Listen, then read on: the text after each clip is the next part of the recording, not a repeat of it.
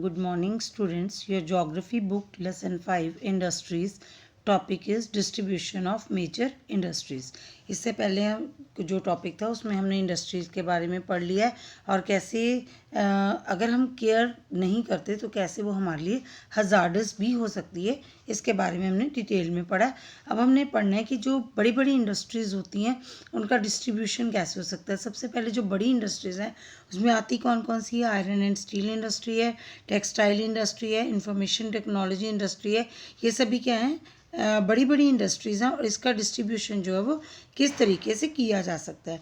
Iron and steel and textile industries are older industries while information technology is an emerging industry. ठीक है, जो iron और steel है और टेक्सटाइल इंडस्ट्री है ये सभी पुरानी इंडस्ट्रीज़ है, लेकिन आईटी इंडस्ट्री जो है हमारी तो वो अभी इमर्ज हो रही है। इमर्जिंग इंडस्ट्रीज़ जो हैं उनको सनराइज इंडस्ट्रीज़ भी कहा जाता है, जिसमें कि इंफॉर्मेशन टेक्नोलॉजी है, वेलनेस है, हॉस्पिटैलिटी है और नॉलेज है। Iron and steel industry.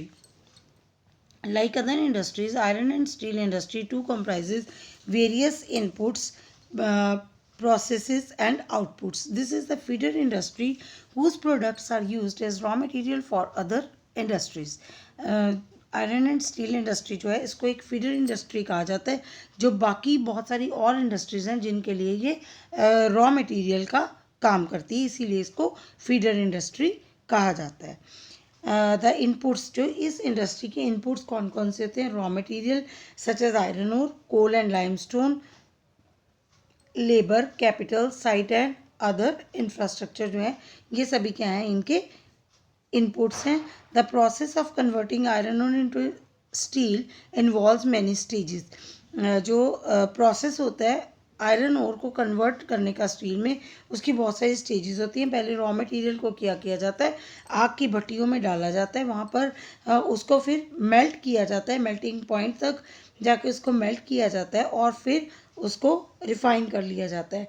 The output obtained is steel. जो उसकी आउटपुट निकल कर आती है वो क्या होती है? स्टील, विच में be use by other industries as raw material. जो बाकी इंडस्ट्रीज जो हैं उसको रॉ मटेरियल का काम लेती हैं। Steel is often called the backbone of the modern industries. Steel जो है उसको जितनी भी मॉडर्न इंडस्ट्रीज हैं उसकी बैकबोन कहा जाता है। Almost everything we use in either made of iron और स्टील और has been made with tools and machinery of these metals. Ships, trains, trucks and autos are made largely of steel.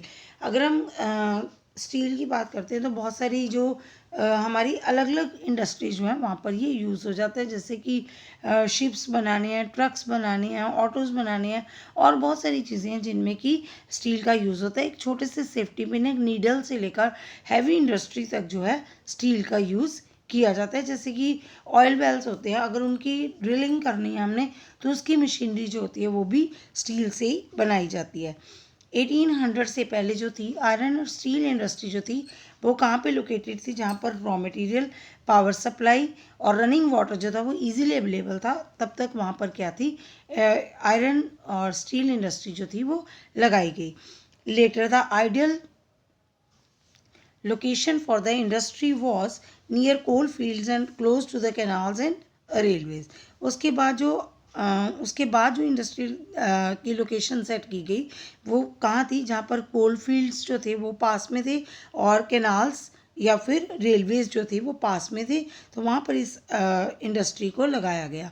After 1950s iron and steel industry began to be located on the large areas of flat land near seaports. 1950s के बाद उसको कहाँ पर लगाया गया? सी ports के आसपास लगाया गया, क्योंकि वहाँ पर क्या था कि जो हैवी मशीनरी है उसको ले जाने लाने का काम जो है वो आसानी से किया जा सकता है, इसीलिए इसको वहाँ पर लोकेट जो है वो किया गया। In India iron and steel industry has developed taking advantages of raw materials, cheap labour, transport and market. India में इस इंडस्ट्री को क्यों लगाया गया? क्योंकि यहाँ पर रॉ मटेरियल, उसके अलावा लेबर जो है बहुत चीप मिल जाती है, ट्रांसपोर्ट और मार्केट की वजह से इसको यहाँ पर लगाया गया। All the important steel producing centres, जितने भी स्टील प्रोड्यूसिंग सेंटर्स हैं ज़्यादातर कहाँ पर हैं? रिवर्स के आसपास जो हैं वो लगाए गए हैं। Jamshedpur, Before 1947, there was only one iron and steel plant in the country, Tata Iron and Steel Company Limited, TISCO. It was privately owned. TISCO जो थी वो privately owned थी, प्राइवेट ओनर था इसका. लेकिन इंडिपेंडेंस के बाद जो सरकार ने बहुत सारे ऐसे स्टील प्लांट्स लगाने के लिए इनिशिएटिव्स लिए, और टिस्को जो थी वो 1907 में स्टार्ट की गई थी at Sakchi near the confluence of the rivers Subarnarekha and Kharkai in Jharkhand. Rivers के पास होने की वजह से यहाँ पर जो Tata iron and steel company जो थी वो वहाँ पर साक्षी में लगाई गई थी. Geographically, Jamshedpur is the most conveniently situated iron and steel center in the country. ठीक है, नेक्स्ट है हमारा the development of the iron and steel industry open the doors to rapid industrial development in India. जब iron and steel industry जो develop की गई, जिससे क्या हो गया, एक इंडस्ट्रियल रेवोल्यूशन की तरह हो गया, और वहाँ पर और ज़्यादा इंडस्ट्रियल डेवलपमेंट के जो रास्ते थे वो खुल गए, क्योंकि आयरन एंड स्टील इंडस्ट्री जो है वो बहुत सारी इंडस्ट्रीज़ को रॉ मटेरियल प्रोवाइड करवाती है, जिस वजह से ऐसा पॉसिबल हो पाया. Almost all the sectors of the Indian industry depend heavily on the iron and steel industry for their basic infrastructure. जो यहाँ का सेक्टर है ज़्यादा से ज़्यादा क्या है कि आयरन एंड स्टील इंडस्ट्री के ऊपर डिपेंड करता है. Pittsburgh, it is the important steel city of the United states of America. America में क्या है कि आयरन और स्टील इंडस्ट्री जो है उसके लिए पिट्सबर्ग जो है वो सबसे ज़्यादा एडवांटेजियस लोकेशन जो है वो इंजॉय करता है. यहाँ पर क्या है कि कोल जो है इजीली अवेलेबल है, आयरन जो है वो नज़दीक की माइन से आ जाता है, और क्या है रिवर्स जो है वो पास में होने की वजह से ये एरिया जो है सबसे ज़्यादा सूटेबल है आयरन एंड स्टील इंडस्ट्री के लिए. Cotton textile industry. Weaving of cloth from yarn is an ancient art. जो धागे से कपड़े को बनाना हमारे यहाँ पर बहुत समय पहले से ही होता आ रहा है. The cotton textile industry is one of the oldest industries in the world. Till the Industrial Revolution in the 18th century, cotton cloth was made using hand spinning techniques and looms. 1800 से पहले क्या था, जब तक industrial revolution नहीं हुआ था तब तक स्पिनिंग टेक्निक्स जो है, हैंड स्पिनिंग टेक्निक्स जो थी वो यूज़ की जाती थी, जिससे क्या था कॉटन वीविंग का काम किया जाता था. Before the British rule, Indian hand spun and hand woven cloth already had a wide market.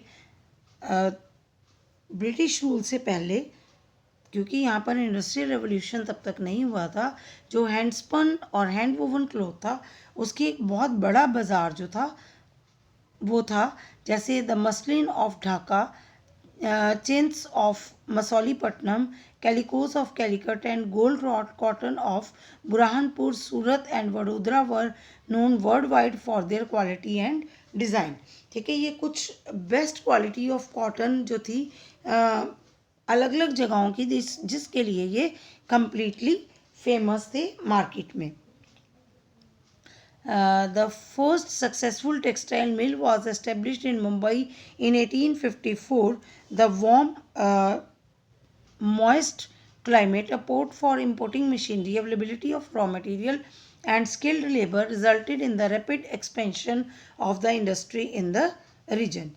ठीक है, सबसे पहली टेक्सटाइल मिल जो थी वो मुंबई में 1854 में लगाई गई, जिसके लिए क्या था, वहाँ पे वार्म और मॉइस्ट क्लाइमेट जो था, और उसके अलावा मशीनरी को इंपोर्ट करने के लिए पोर्ट्स जो थे वो इजीली अवेलेबल थे, स्किल्ड लेबर जो थी वो वहाँ पर थी, और रॉ मटेरियल जो था वो इजीली अवेलेबल था, जिस वजह से क्या था सबसे पहली मिल जो थी वो यहाँ पर लगाई गई.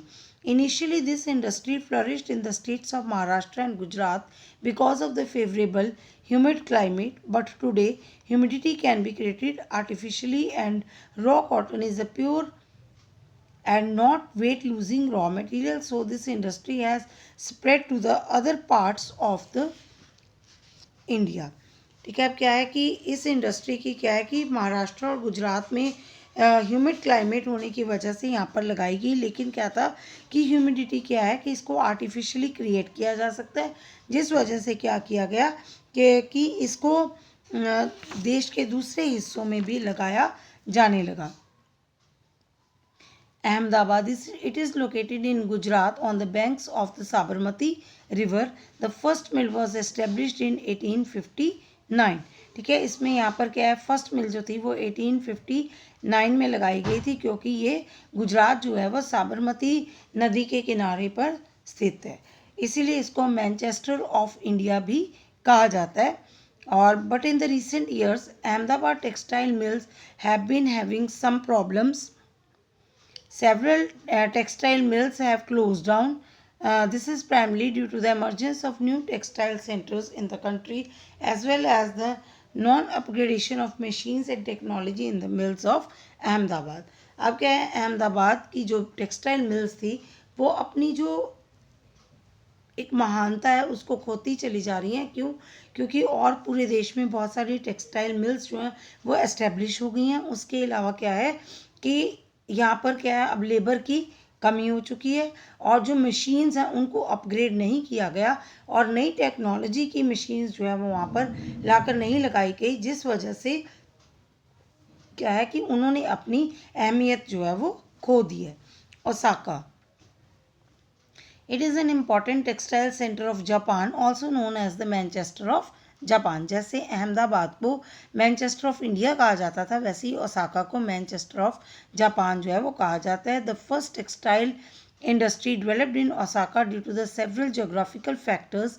जो जोग्राफिकल कंडीशंस थी वो वहाँ की बहुत अच्छी होने की वजह से वहाँ पर क्या किया गया, ओसाका में जो ये टेक्सटाइल मिल जो है वो लगाई गई, क्योंकि यहाँ पर क्या है कि वार्म ह्यूमिड क्लाइमेट जो है वो स्पिनिंग और वीविंग के लिए दोनों के लिए सूटेबल होता है। जो रिवर योडो है वो क्या है, सफिशिएंट वाटर जो है वो सप्लाई कर देती है। लेबर यहाँ पर इजीली अवेलेबल है, जिस वजह से क्या है कि इस इंडस्ट्री को यहाँ पर एस्टेब्लिश करना जो है वो बहुत ईजी रहा। अब हमने इस चैप्टर में जो पढ़ा है, हमने इंडस्ट्री के बारे में पूरी डिटेल पढ़ी है और जो हमने लास्ट में इंडस्ट्रीज़ पढ़ी हैं उसके बारे में हमने पढ़ा कि किसी भी इंडस्ट्री को लगाने के लिए उसके लिए कुछ खास बातें होती हैं जिनको कि ध्यान में रखना पड़ता है। सबसे पहले क्या है कि ज़मीन जो है वो सूटेबल होनी चाहिए। उसके बाद क्या है कि वहाँ पर रॉ मटेरियल इजीली अवेलेबल हो, वाटर सप्लाई इजीली अवेलेबल हो, कैपिटल जो है, कैपिटल क्या होता है, मनी इन हैंड होती है, पैसा जो है उसकी इन्वेस्टमेंट की जा सके आसानी से, और क्या है वहाँ से मार्केट्स जो हैं इजीली अवेलेबल होनी चाहिए। और बहुत सारी बड़ी इंडस्ट्री जो है वो सी पोर्ट्स के नज़दीक इसलिए लगाई जाती हैं कि उनकी मशीनरी जो है उनको कहीं भी एक जगह से दूसरी जगह पर ले जाना जो है वो आसान रह सकता है।